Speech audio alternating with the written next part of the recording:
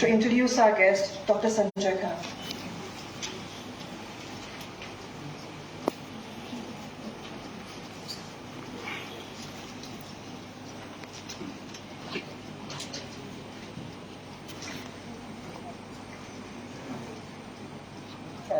Good afternoon to everyone present here on the dais, delegates on the dais, and the participants from different colleges and students. Myself, Dr. Mahendra Arle, it's my great pleasure to introduce Dr. Sanjay Khart. He is well-known, dedicated and motivational teacher, leading researcher and good administrator. He has 30 years teaching experience, 24-year research experience, and he has been working or hold a position as the principal since 2008. Means he has experience as a principal for 15 years. Sir basically belong to the science faculty. He has completed his BSc degree in subject of geology. He has completed his MSc degree in the subject of geology, and he is awarded the PhD degree in the subject of geology. He has completed his LLB degree from the Savitribai Phule University, Pune, and also means this LLB, this degree belong to the arts and human faculty, and he also awarded the MBA degree from the Tilak Maharashtra University, and this degree belong to the Faculty of Commerce and Management. In short, he has get a knowledge from all three faculty. He belong to the arts and humanities, he belong to the commerce faculty, and he belong to the science faculty. And he played the very important role at university level as well as various national level apex body. At university level, he is appointed as member of board of study, member of senate. He is appointed as advisor, chairman of different committees of Savitribai Phule Pune University. He is appointed as the NAC Assessor, National Assessment and Accreditation Council, Bangalore. He has played the role as visiting faculty, Yeshada, Pune. It is a reputed institution in Pune, Yeshada. He is appointed as a member, award of the Autonomous College Committee, University Grand Commission, Delhi. He is appointed as a member, Autonomous College Guideline Revision Committee, Government of Maharashtra. He wrote a column in daily newspapers, especially Lokmal and other the daily newspapers, on the topic of freshwater fishes and the fish conservation. Then he has carried the various responsibility on his shoulder as a member, director, honorary director, fellow and life member of the different 8 academic and professional bodies, such as member of European Association on Fish Pathology, Director Association of Zoologists India, Fellow Geological Society of India, Bodh Gaya, India. He is the recipient of the 16th award and acknowledgement from the different government and non-government bodies. Under his able guidance as a principal, Modern College of Arts, Science and Commerce Pune received huge fund from different government and non-government bodies. For example, Best Innovative College Award at the hands of Honorable Governor of Maharashtra, Sri Bhagat Singh Koshari.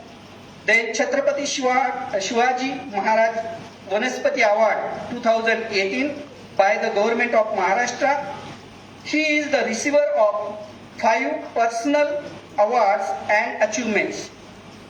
For example, Jagannath Rathi Award from the Savitribai Phule Pune University in the year 2014, Best Principal Award Savitribai Phule Pune University 2015, then Best Principal Award from Progressive Education Society Pune, Senior Scientist Award from the Environmentalist Association Ranchi 2008, and Best Teacher Award from the Pune Municipal Corporation Pune. Under his guidance, the 5 students, PhD students, has completed his PhD degree and 1 student has completed his MPhil degree. He has wrote the 4 books, some book chapters, and he has wrote the more than 200 research articles.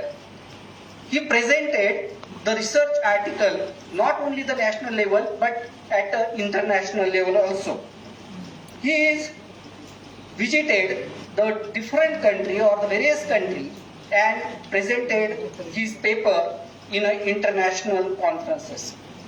He is the appropriate person, appropriate authority to chair the today's technical session on National Education Policy 2020 because he delivered more than 200 lectures on the higher education. So he is the appropriate person to chair the today's session. So now I request Dr. Khart sir, because his area of operation is very wide and he is specially work for the conservation of fish. So I thank sir for listening to me. Thank you. Clap on it.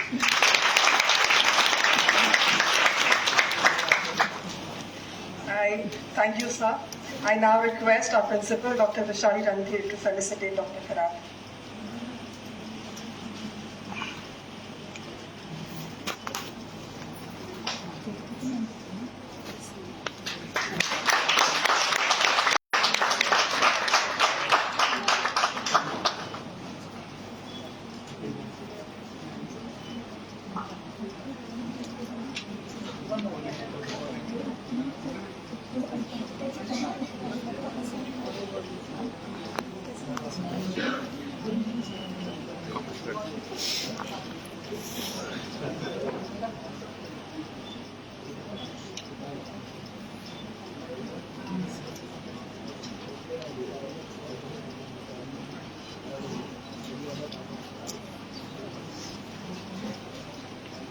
Thank you, sir. Thank you, madam.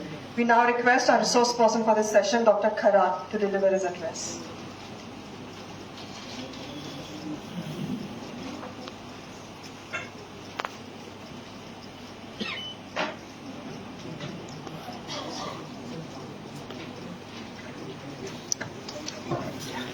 Honorable Principal of the College,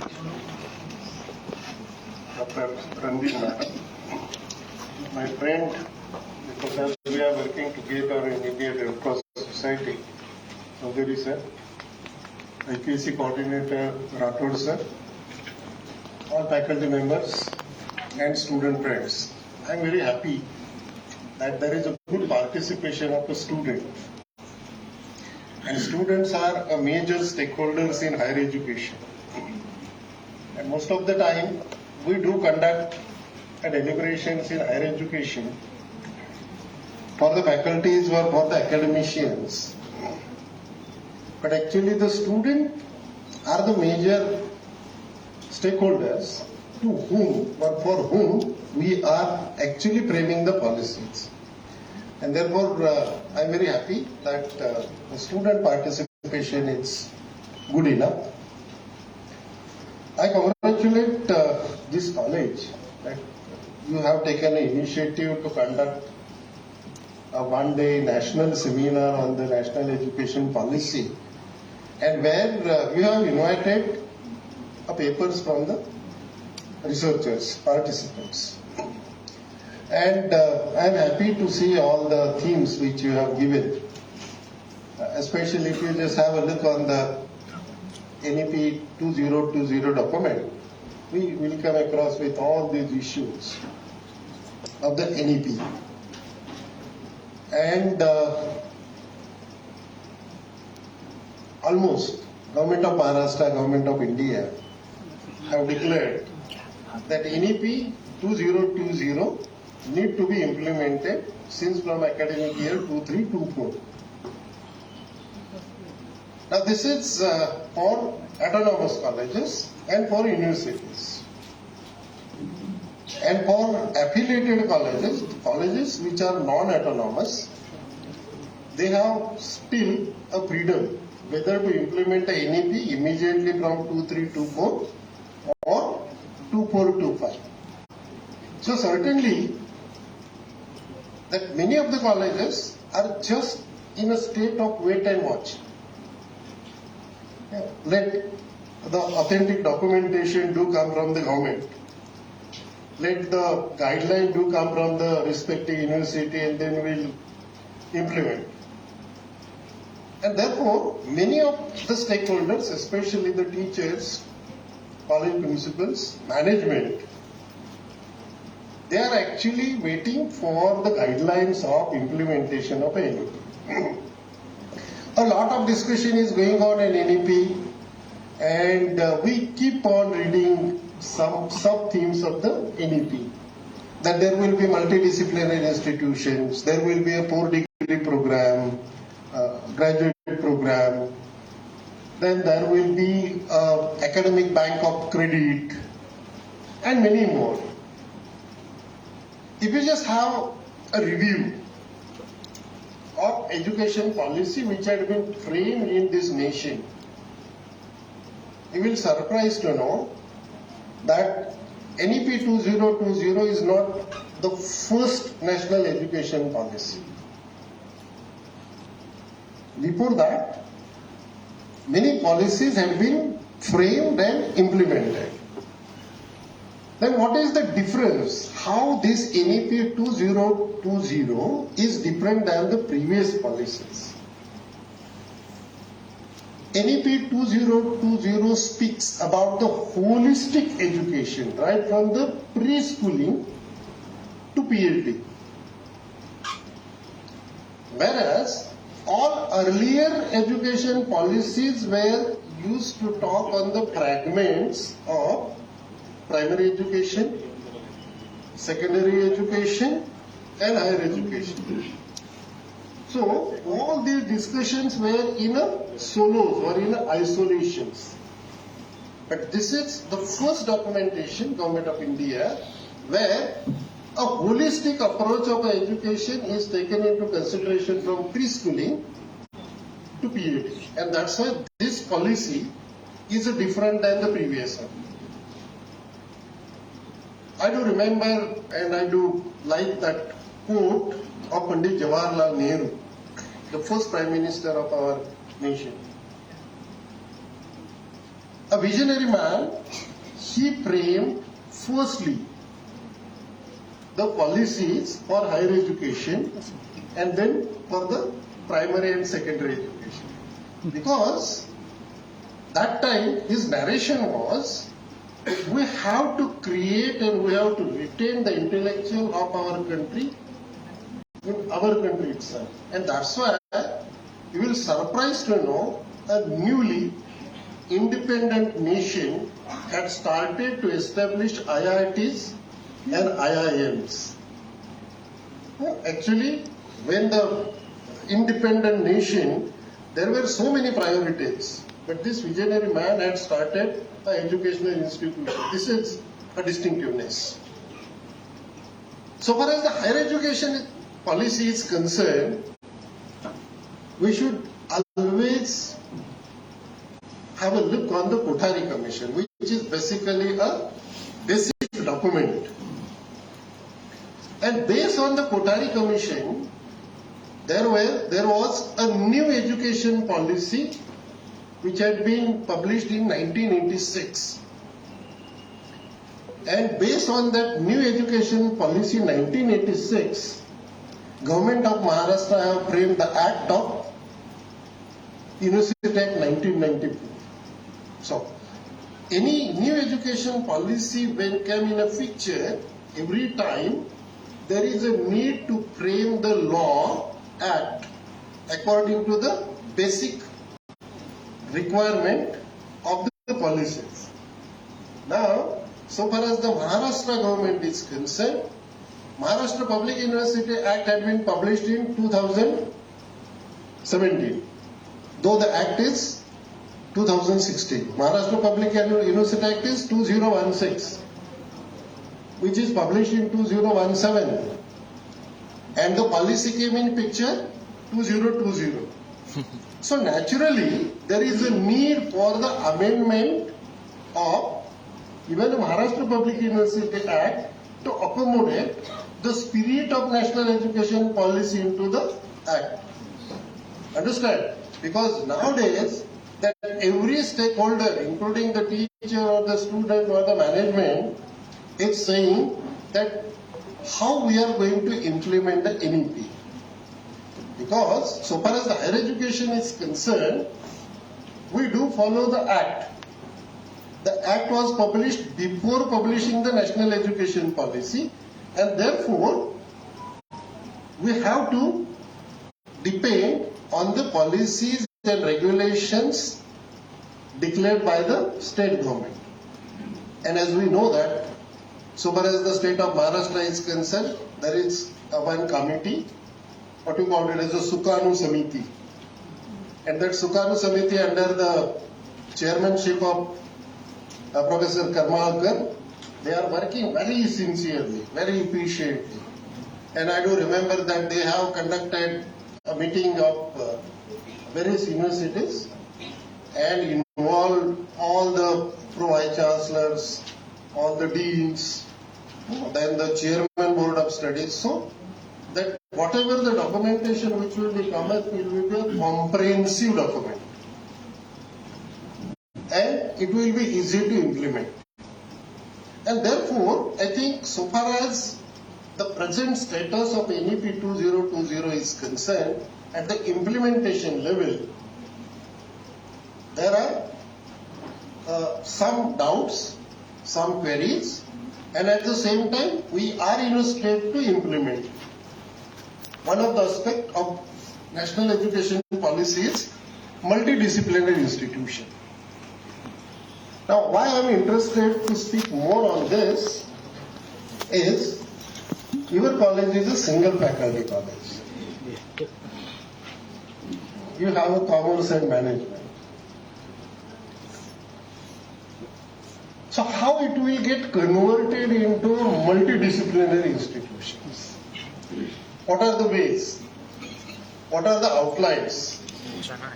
What is the spirit of the NEP for converting that single faculty institution into multidisciplinary institutions, please? Please wait on. So what is expected into the multidisciplinary institutions, that we have, first of all, a most important thing we have to keep in mind, that we have to begin a new journey. If we try to compare the existing system with the new education policy, there will be a confusion. So you have to draw absolutely a new line for implementation. Okay, no doubt that what resources which we have, that need to be taken into consideration, but that resources including human resource, including physical infrastructure, take into consideration that resources, how we are going to implement the new concept that need to be taken into consideration, where it is expected that every program, and when I am saying a program, BA is a program, BCom is a program, BS is a program. So every program should have an innovative, multi and interdisciplinary nature. So student of a commerce need to take few of the credits from the faculty of arts, humanities, or from the faculty of sciences and technology in which they are interested, and the purpose is that the student, their learning capabilities should be get widened. At the same time, that entire higher educational institutions will be divided into few components. One is a multidisciplinary research intensive university, only research. There will be a multidisciplinary teaching intensive universities, only teaching. Because nowadays in university teaching and research are both the component, and a degree awarding multidisciplinary autonomous colleges.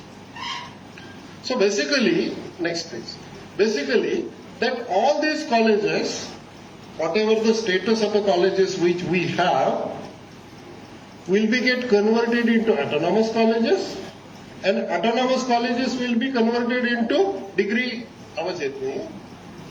अच्छा. असाही आवाज येतो. अच्छा screen.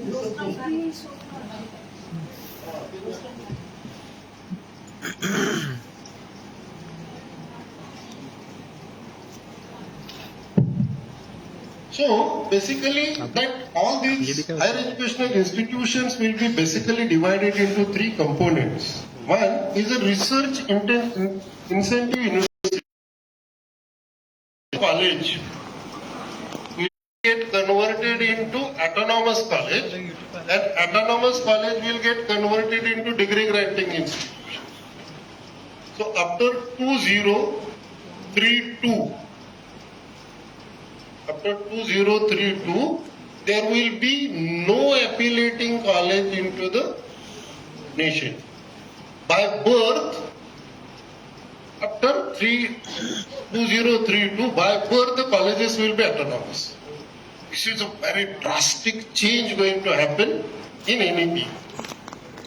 Because we have an affiliating system. Every time we look towards the university, they will frame the syllabus.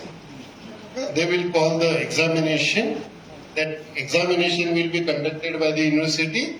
Result will be declared by the university. But after 2032, what will be the situation? Every college will be a autonomous college. Okay, next page. Just previous. So before going towards the multidisciplinary institution, we just try to understand what is the status of higher education in our nation. There are 1,113 universities. Okay.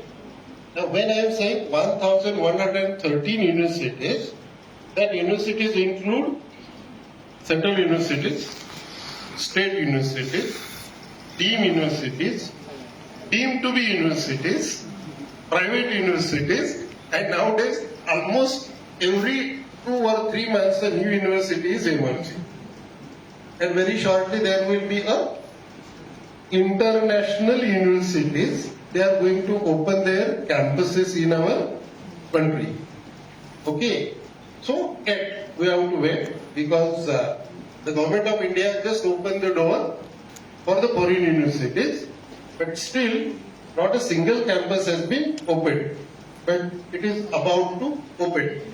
Because if you just have a look on the market of the higher education, every year the student who are taking higher education abroad, they are paying the tuition fee, which is almost equivalent to the budget of one state.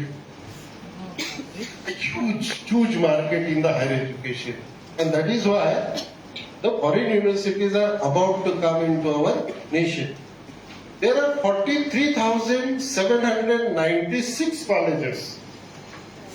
And by 2035, that all these 43,796 that will get converted into 15,000 colleges.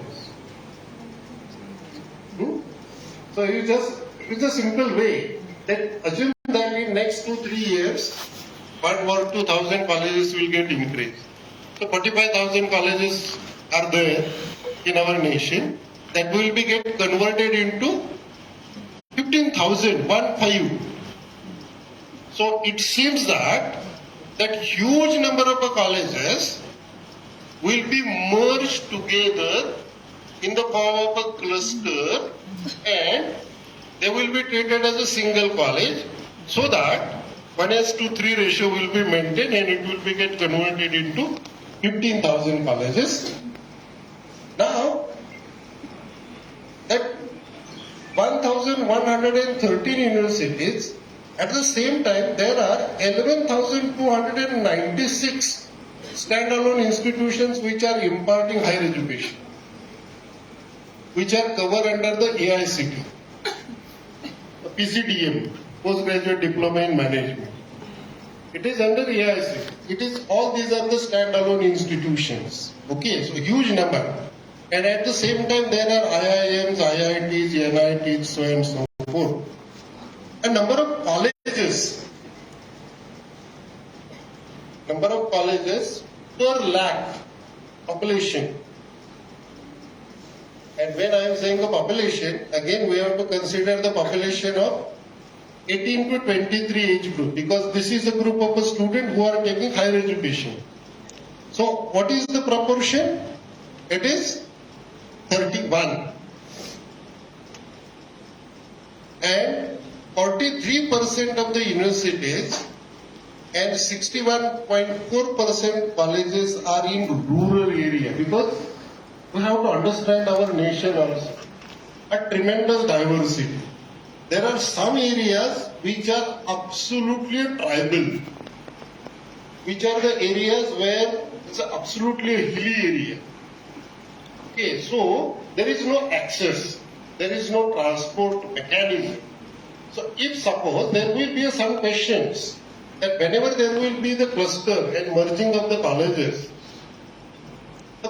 which are located into hilly areas, the colleges which are located into the tribal areas, how they are going to make a cluster?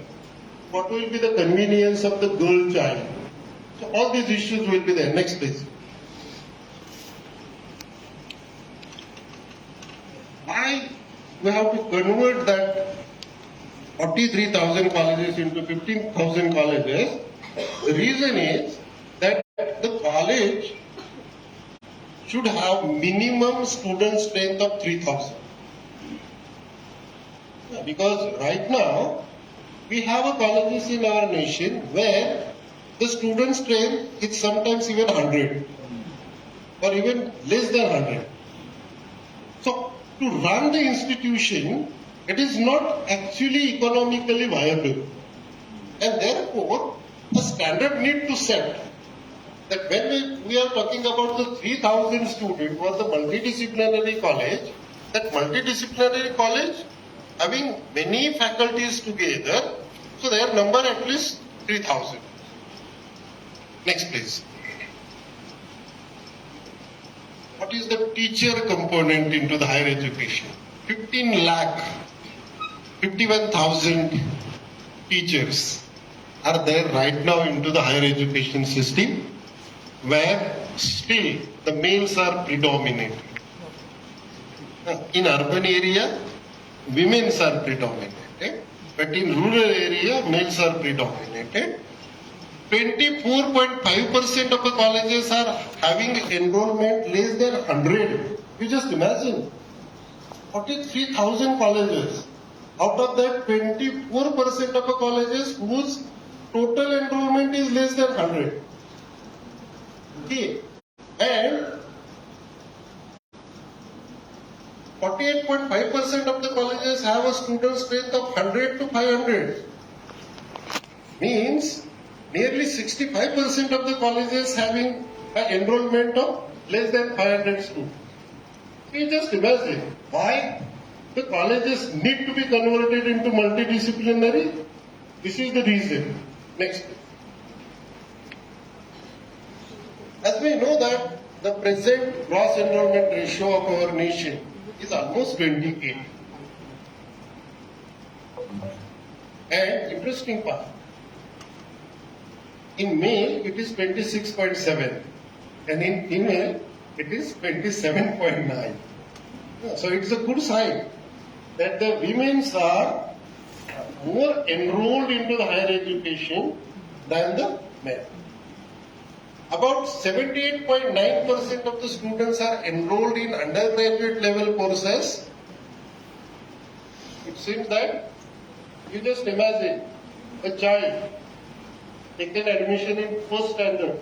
If that number is 100, how many students are coming to the first year of undergraduate? 78. Indicating that 25% students are dropped at the secondary level. And undergraduate to postgraduate, only 11.5. This is what we are observing. Our PG admissions are not as per the expectations because a tremendous drop down from undergraduate to postgraduate. And interesting fact that whatever 11.5% of the students which are enrolled at a postgraduate, out of that 2.5% students registered for PhD. Only 2.5%. And out of that 2.5%, nearly 56% students are under science and technology faculty. Very few students to the arts, humanities, and the commerce. Another interesting fact, there is the highest number of students for arts, 33, followed by science, then commerce, and then engineering. Next. 10.5% colleges are exclusively for females, whereas 0.2% colleges are exclusively for male students. Total enrollment in the higher education has increased nearly 4.13 crores. We have crossed 4 crores number of students into the higher education. And in which 42.2% belongs to scheduled caste, 5.8% belongs to scheduled tribe, 35.8% are from OBC, and 44.2% students are from the other communities. On one side, we are saying that the gross enrollment ratio of our country is 27% or 28%. Okay. So the same number should have been reported for the SC and ST and the minority, which is not true. So far as the SC and ST is concerned, their gross enrollment ratio is 14.2%, whereas the ST category is only a 5.2%. So you just imagine, it indicates that the higher education is not still reach to the SC, to the STs, to the minorities, and to the rural part of this, the women. Next, please. We have a good number of foreign students all over nation. We have hardly 48,035 students. So as such, it is not a good number. Every year, foreign number of student is actually declining in our nation.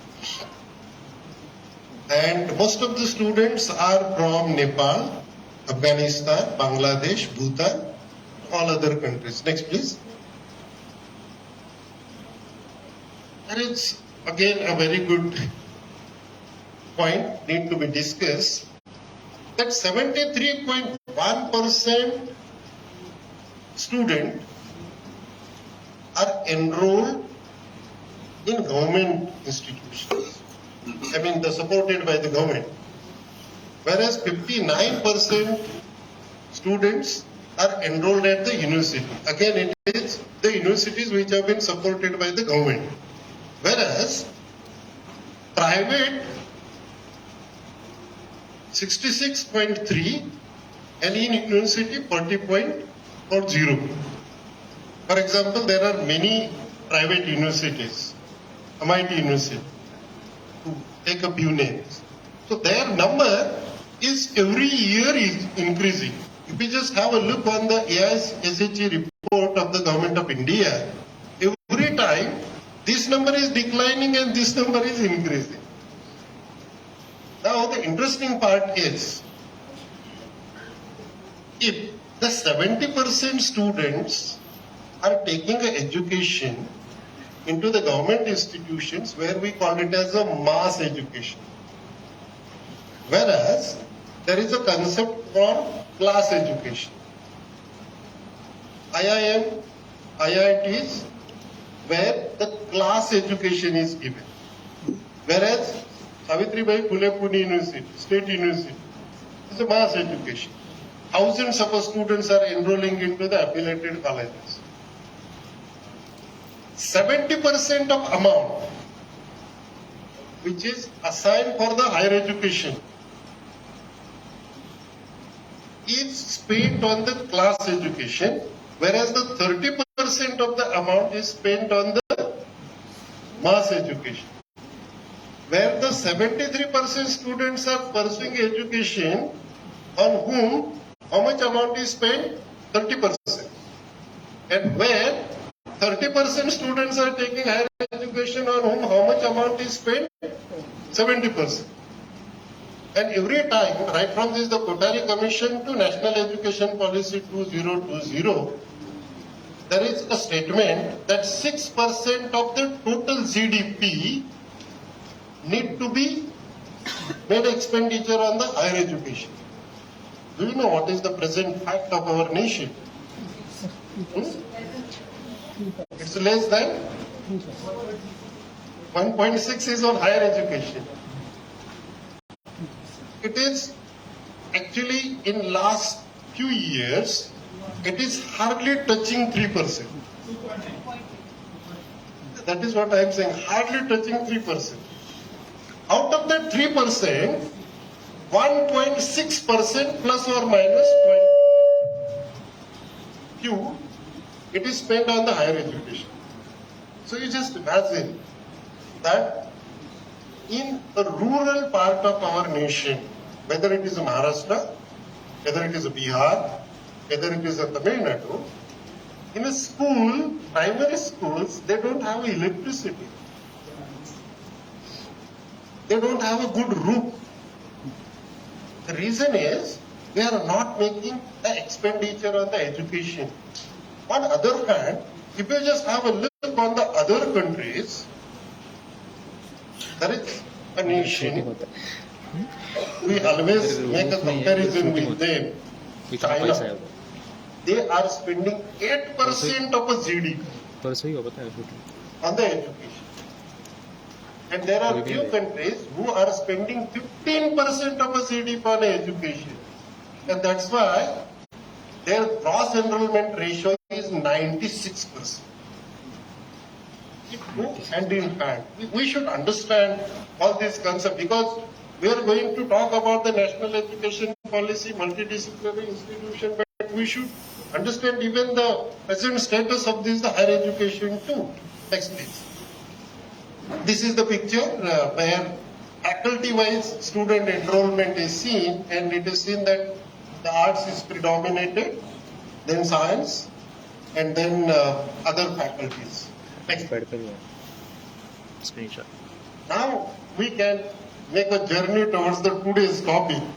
Because unless and until we didn't understand the background, I don't find that there is a point to go towards the multidisciplinary approach. What is expected here, that academic collaboration between institutions to higher education institute forming a cluster. For example, your college. Now you have to make a cluster with the other institutions of your own management or any other institution who are giving a very good program.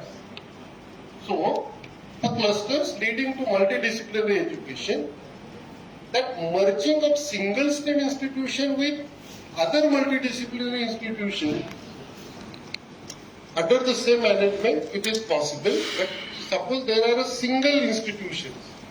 There are many colleges, especially run by the sugar factories. They have their own college only. So their college need to be merged with some other institutions. And while doing this, what is the parameter need to apply? That you have to see that there has to be a department like literature, music, philosophy, Indology, dance, theatre, education, mathematics, let us all possible faculties of this knowledge. Next. What is the requirement? The requirement is there has to be a great orientation of the stakeholder. Now you are working in Miss Wadia College. Assume that as a multidisciplinary, you are going to merge with some other institution. What will be your mindset? You will say, I am king of my institution. I am a master of my subject. I should merge with them. If suppose I have been merged, does that institution will treat me as an equal?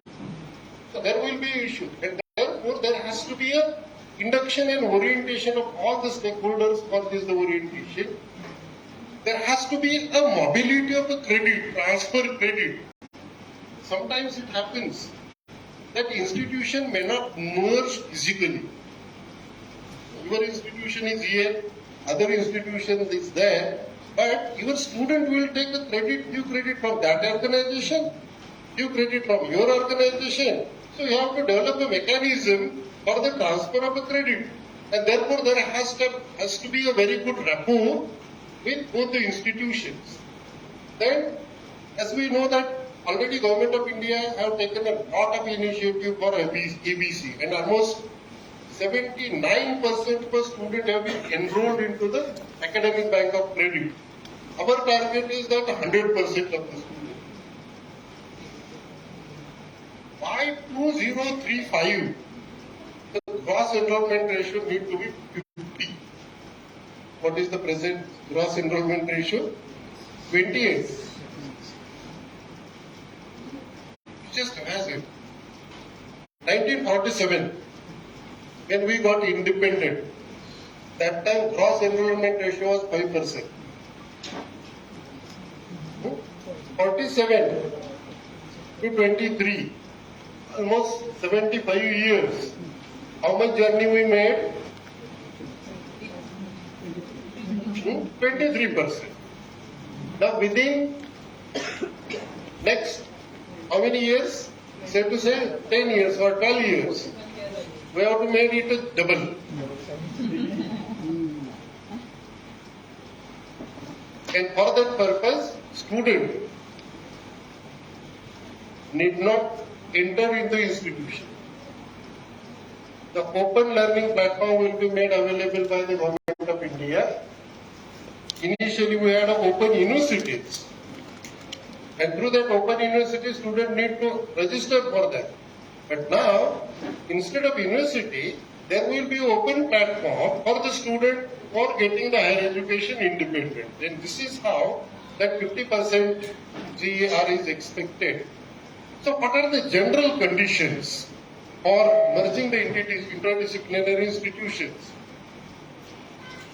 That whatever the standards which have been prescribed by the UGC, it may be related to the research center, it may be related to the recruitment, it may be related to the opening of the college, or it may be related to any regulatory framework, that regulatory framework framed by the UGC should not be violated. This is the one prerequisite. Second, in UGC Act 1956, the award of degree method has been defined. So that should not be violated at any cost. Whether you are merging with A, B, C, D, there will be no compromise with these standards. Next please.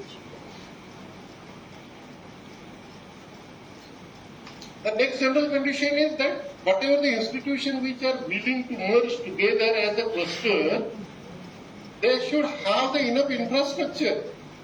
And that infrastructure includes all these facilities, including ODL, audio-visual hall, and so on and so forth. Next, please. So, what is the expected outcome for the multidisciplinary institution? Now we have a single degree program, BA, BCom, BSc. But whenever we are going to enter into multidisciplinary institutions and actually implementing the NEP, there will be a dual degree program. One student at a time can gain 2 independent degrees. One degree will be a major and another degree will be a minor. So dual degree is a benefit for the student. Okay, so student will be having a 1 degree in one major subject and the other degree with some extra skills or the knowledge of the other subject. So you just imagine a student appearing for an interview with a single degree and student appearing for an interview with a dual degree. The interview panel will always think that this is a good fellow because he is having more domain knowledge of few other disciplines. So preference will be given to them. So this is basically very beneficial for the student. Next. Well, fine, that we have decided to form a cluster. Because single faculty colleges need to form a cluster. So they have to come with some agreement. That agreement may include a sharing of infrastructure. That agreement may include even a sharing of the fees. Because the institution has to be a self-sustained. And therefore, there has to be a MOU with the partner institution. It will be distribution of a fees component and even which institute will award the degree or which institute will give the transcript. We consider imaginary case. Next and Navrujivadia. They are going to merge together. Now a student of this college who have been admitted here, if the student is taking 60% of the total credit from your college, so it will be that the transcript of the entire result process will be done through your institute. 40% credit he can earn from this the nearest one. Okay. And the fee structure will be a credit base. So if suppose only 60% credit is taking from your institution, you will pay only 60% of the fees to you. 40% fees will be given to another one. Now, the student have a freedom to even earn the extra credits from the distance learning or on the open resources. So for that purpose, he may pay a 20 credit fees in the nearest college and rest of the 20% of the fees to the credits from which it has been taken. It may be Swayam, it may be MOOCs, it may be NPTEL, or it may be Coursera. Understand? So, the fee structure concept will be totally changed into the implementation of this NEP. Next page. There has to be again a collaboration for the dual degree. Which institution? We have to identify the areas where we can provide the dual degree program. If suppose we don't have resources, we cannot offer the dual degree program. So for that purpose, that both the institutions have an MOU and there has to be a certain percentage of a reservation. Otherwise, a day will come that you may not have a student or that institution may not have a student. How you are going to run your institution? And therefore, a few percentage of a student has to be reserved. Such a type of changes need to be made. Next page. Cluster. As I mentioned, that the single stream institution or even a multidisciplinary institution, if they have very poor enrollment or the students are not getting the employment to their institution,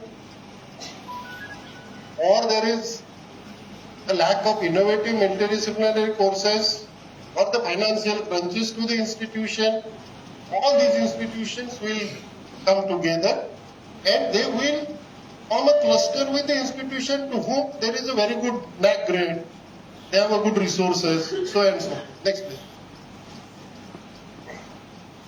So these are the expected characteristics of the cluster.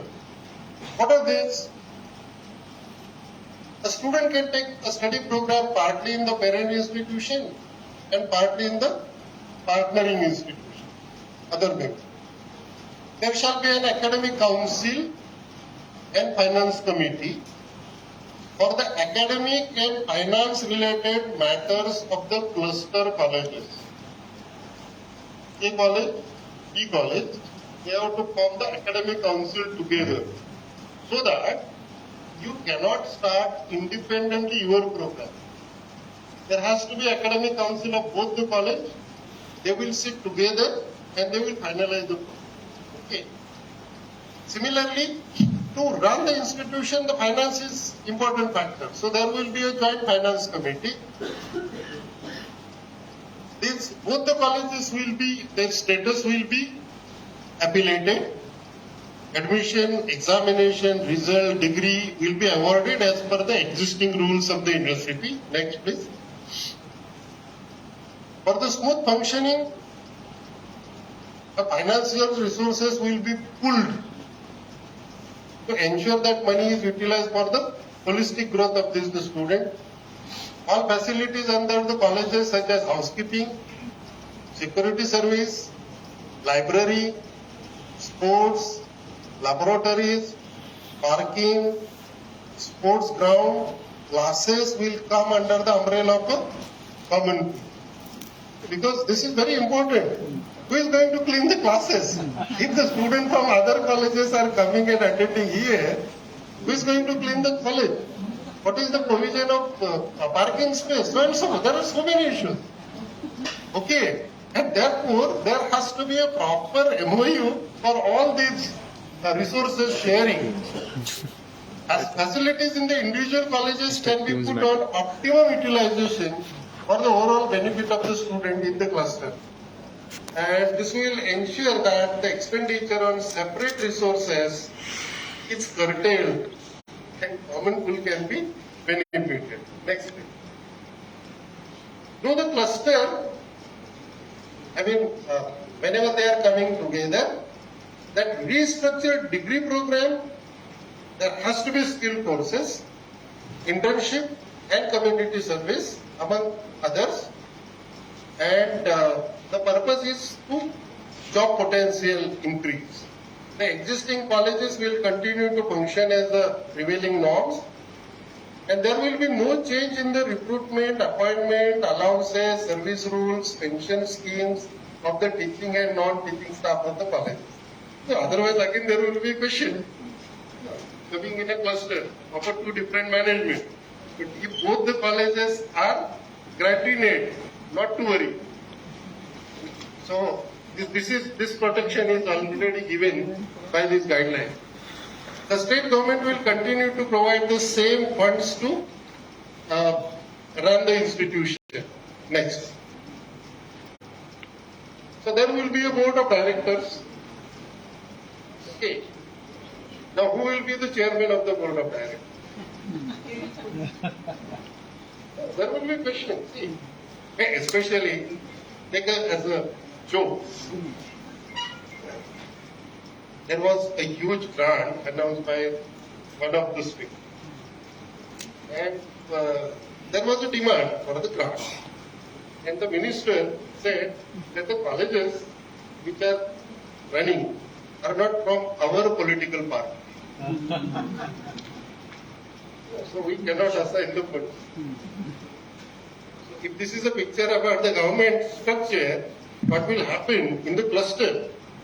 And therefore, there has to be a proper authorities under the cluster, the director, one representative from the management as a director, and head of the cluster of the college as a chairperson. Then University Grant Commission will nominate their representative to look into the matter. Then highly reputed person from government, academic, public administration. Then representative from the management. Then even there will be a nominee from the state government. So you just imagine, this is alarm. Because now you are running your institutions without interference of UGC and the state government authorities. But here, as you are going to form a cluster, you are inviting the nominee of the UGC, you are inviting the nominee of the state government, and they will have a look, close look on the functioning of this public. Academic Council composition. A director or the chairman of one organization, of one college, will be the chairman. Principal of that college will be a part of that cluster. Then head of the department of all that institutions, clustering institutions, senior faculty members, 3 from each college, and 4 experts from academician or from any other areas. This is how the academic council will get formed. Next. Then there will be a finance committee also. The finance committee again chairperson. Now the interesting part is there will be the tenure of 3 years. So the colleges who are a part of the cluster, for first term suppose the chairman of this institution is a chairman of the finance committee. After 3 years, the chairman of the B management will be the chairman of the finance committee. After 3 years, chairman of the C college will be the chairman. Now, interesting part is, at any time, you have an exit option.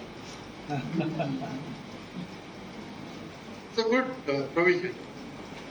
जम नहीं रहा है. अगर जम नहीं रहा है तो there is no point to have a collision, to have a cluster. And so there is even a provision. Next please. So basically, by so moto, the institutions who are willing to form the cluster, they will form the proposal and they will submit the proposal. They will define what is the purpose of forming the cluster, what are the strengths of every institutions to convert it into a multidisciplinary. That proposal will be sent to all the authorities of that clusters. Next please.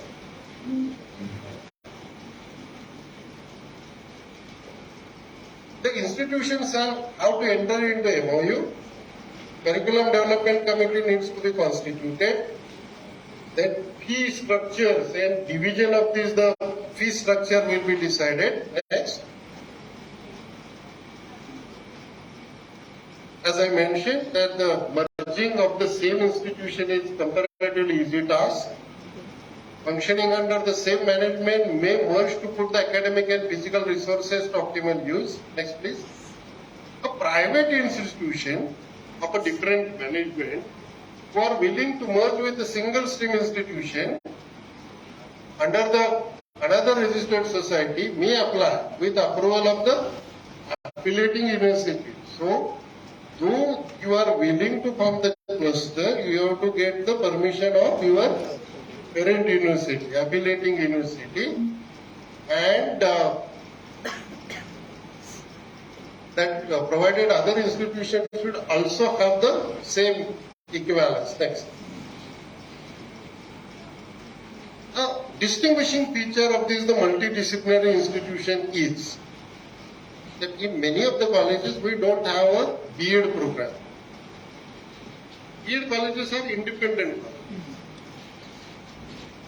Now, under multidisciplinary institution, every multidisciplinary institution have B.Ed program. There will be a school of education.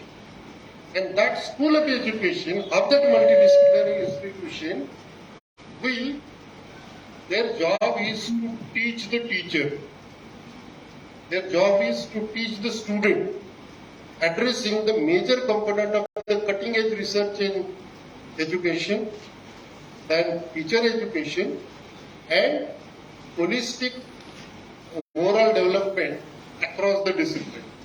Okay, so till date, we don't have that concept of B.Ed or the education stream into our institutions. But in multidisciplinary institution, there has to be independent component. Next please.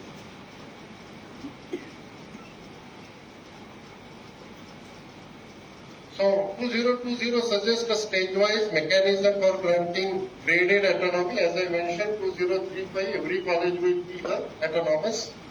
Over a period of time, every college will either develop into an autonomous college or degree granting college or constituent college of the university. Colleges willing to become a part of university as a constituent college should submit a proposal to the concerned university. What is constituent college? We are aware about the concept of constituent. We are affiliated college. Am I right? Then what is constituent? No. Constituent colleges are the colleges run by the university. Our colleges are run by our management. We are affiliated to university.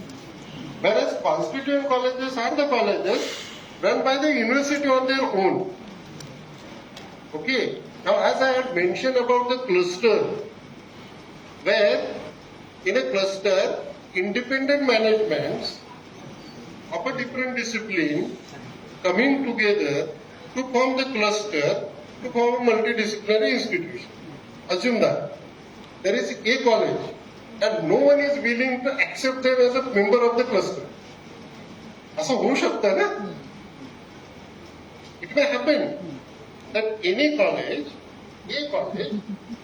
no one is willing to incorporate them as a part of a cluster. What is the future of that college?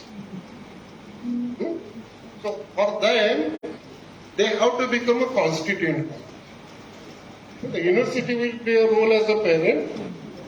They त्यांच्या पंखाखाली घेईल, and that college will be run by the university, and then it becomes a multidisciplinary because university have a multidisciplinary department. Next. Multidisciplinary research, higher education clusters, and because while you are forming the cluster, you have to identify the strength of the institution, where you have to pay more attention on the research component. Next. What is the role of university? The role of university is to approve the clusters, to grant the permission. Next, what is the role of government? The role of government is to firstly frame all these guidelines. And if there are disputes between the colleges of the cluster, then the government will resolve. Next.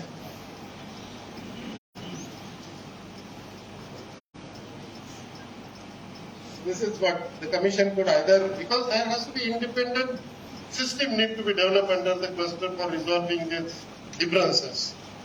So by either complaint made by any cluster institutions or by suo motu, they can enter into the picture and then resolve the issue. Next please. Thank you. So this is what the multidisciplinary institutions will be. Thank you very much. finish, brother? Please go ahead.